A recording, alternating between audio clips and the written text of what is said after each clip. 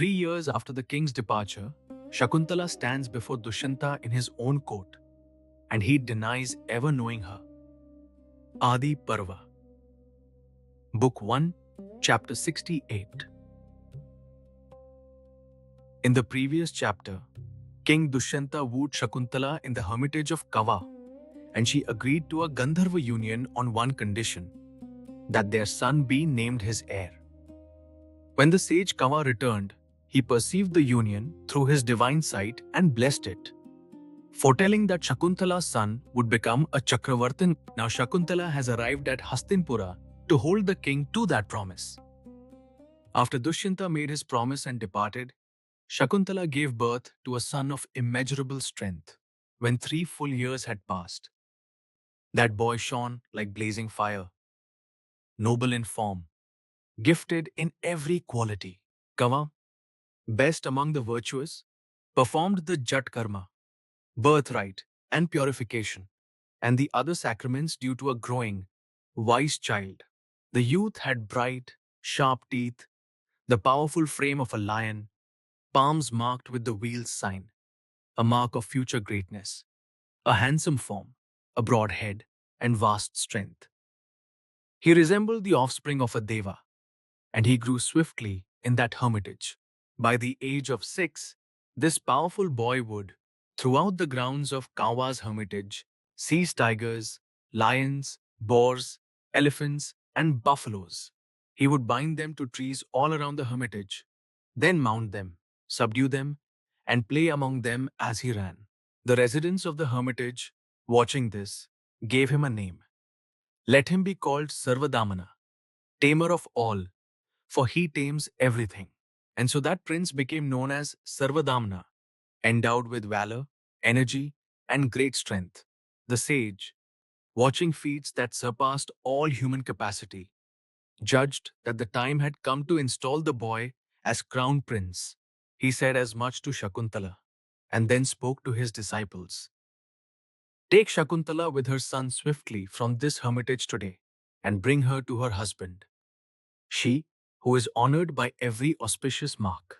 A long stay of women among their own relatives does not serve them well. It destroys their fame, conduct, and dharma. Do not delay. Saying so, be it. All those disciples set out with Shakuntala and her son at their head toward the city of Hastinapura. Shakuntala took her son, whose eyes were like lotuses and who shone like a child born of divine stock, and came from the forest Dushyanta had once known well. She approached the king, made herself known, and was admitted to his presence together with her son, who shone like the young morning sun. After honoring the king with due rites, she spoke. O king, this son born of you should be consecrated for kingship. Equal to a god, he was born of me by you. Act toward him as you promised, O best of men. Remember the agreement you yourself made at our first meeting in Kawa's hermitage. But hearing her words, the king, though he remembered well, replied, I do not remember. Who are you, O wicked ascetic woman? I recall no bond of dharma, desire, or interest with you. Go or stay as you please. Addressed this way, Shakuntala stood still as a post, overwhelmed by grief, as though overcome with shame. Her eyes reddened with rage. Her lips quivered. She looked at the king sideways, her glances seeming to burn him. Concealing the turmoil within her, she held back the fierce power she had gathered through tapas, ascetic discipline. After reflecting for a moment, filled with grief and resentment, she looked steadily at her husband and spoke. O great king, knowing all this full well, why do you speak carelessly? I do not know, as if you were some ordinary man. Your own heart knows both the truth and the falsehood here. You are your own witness. O king, do not demean yourself. One who, being what he is, presents himself as something else. What evil has such a man not committed? He is a thief who steals his own self. You think yourself alone, unobserved, but you do not know the ancient sage who dwells within your heart, the one who witnesses evil deeds in whose very presence you commit this wrong. One who has done wrong imagines that no one knows him, but the gods know him, and so does the inner being within himself. The sun and moon, wind and fire, sky and earth, water, the heart, yam, day and night, both twilights and dharma. All know the conduct of a man. Yam Vevasvata renders back to such a man his evil deeds. It is the kshetrajna, the inner witness, the knower of the field of the body, dwelling in the heart, whose contentment alone matters. But for that evil-natured man with whom this inner being is not content, Yam delivers that wrongdoer to the full weight of his misdeeds, one who demeans himself and presents himself as other than what he is. The gods do not favor such a one, whose own self no longer bears witness for him. Do not treat me with contempt. A pativrata, a wife devoted to her husband, who has come to you of her own accord. Do not fail to honor your own wife, who stands before you. Why do you look at me in this assembly as though I were a stranger? O Dushyanta, if you will not heed my words when I ask, your head shall shatter into 100 pieces this very day. Shakuntala continued, her voice steady and her words drawn from the depth of dharma itself. A husband enters his wife and is reborn from her.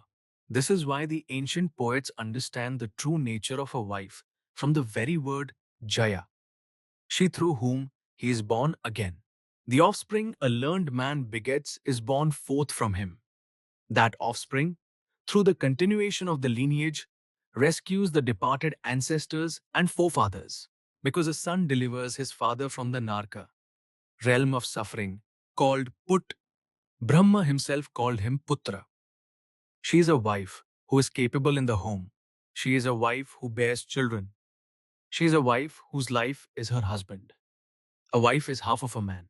A wife is the finest of friends. A wife is the root of Trivarga, the three pursuits of dharma, artha, and kama. A wife is a companion to a man at the time of death. Those who have wives are men of action. Those with wives are true householders. Those with wives rejoice deeply. In secluded moments, wives are sweet-spoken companions. In rites of dharma, they stand in the place of one's fathers. To those in distress, they are like mothers. Even in forests, a wayfarer finds rest.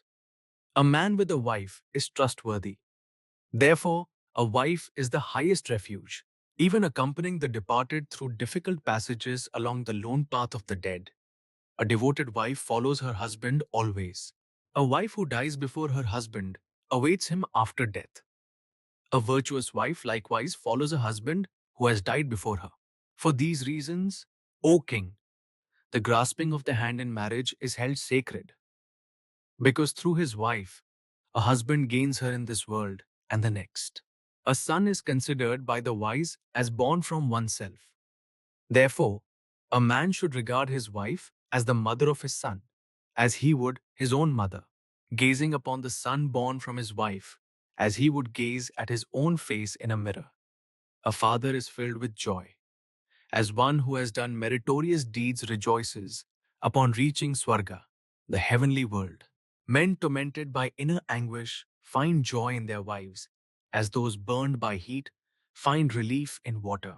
Even when deeply provoked, a wise man should not speak harshly to women, knowing that pleasure, affection, and dharma all rest in them. Women are the sacred, eternal field from which a man himself is born. What power do even the rishis have to bring forth progeny without women? When a son comes running, his body dusted with earth, and embraces his father's limbs, what greater joy is there than that? Among those who walk on 2 feet, a Brahman is foremost. Among four-footed creatures, the cow is supreme. Among the venerable, a teacher stands highest. Among all beings who know the sense of touch, a son is the finest. This son has come to you on his own, full of longing, looking at you with hope in his eyes. Why do you despise him?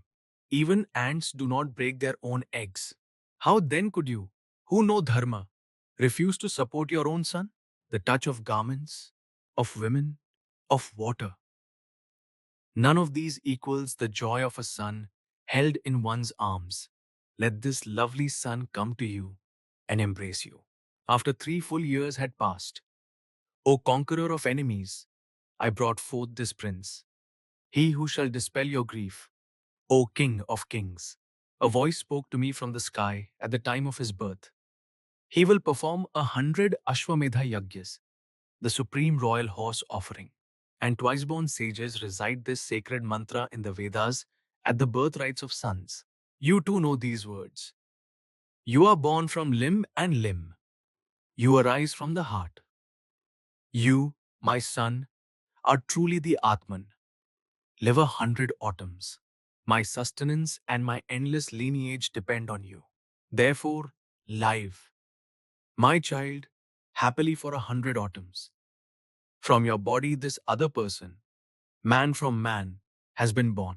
See, in me, your second self, as a lake reflects its own clear image, just as the Ahvanya fire, the offering fire of the Yajna, is kindled from the Garhapatya, the sacred household fire. So this child is born from you. You who are one have become two. Then Shakuntala turned to her own origins, speaking plainly. While you were wandering in the hunt, drawn away by a deer, you found me in my father's hermitage, a maiden, O king, of the Apsaras, celestial beings of the heavenly worlds. The foremost six are these: Urvashi, Purvachitti, Sahajanya, Menka, Vishwachi, and Ghritachi. Of these, Menka, a heavenly Apsara born of Brahma's lineage, descended from the celestial world and bore me from Vishwamitra. That same Menka gave birth to me on the slopes of Himavat, and, having left me there, departed, as one who has no care for her own child. What inauspicious deed did I commit in a past life that I was abandoned by relatives in childhood and now by you? You may abandon me as you wish. I shall return to the hermitage, but you have no right to abandon this child, your own son. The king answered coldly, I do not acknowledge a son born of you, Shakuntala. Women speak falsehood. Who will place trust in your words? Your mother Menka was without compassion, a wanton woman who cast you away on the slopes of Himavat like discarded flowers. Your father Vishwamitra is a Kshatriya by birth, driven by lust and consumed by desire to be counted a Brahman. Menka is the foremost of Apsaras, and your father is among the great rishis. How then should you, their offspring, carry on like a loose woman? This tale you tell is not to be believed. Are you not ashamed to speak it, especially before me? Where stands the sage, ever fierce in his austerities, and where the Apsara Menka? And where are you? This wretched creature wearing an ascetic's guise. Your son is large-bodied and strong, even as a child. How has he grown so quickly, like the trunk of a sala tree? Your lineage seems utterly base to me. You appear to me as a loose woman, born of Menka by chance passion and desire. All that you tell me is unknown to me. I do not know you. Go wherever you please. Shakuntala delivers a deep and sustained argument on dharma, the sacred bond of a wife, and the inner witness that records every deed. Yet, Dushyanta dismisses her entirely, refusing to acknowledge either her or their son Sarvadamana. In the next chapter, Shakuntala presses her rebuke further, invoking her celestial birth and the surpassing value of truth. And a divine voice from the sky then intervenes to confirm the boy's parentage and command that he be named Bharat. The journey continues in the next chapter.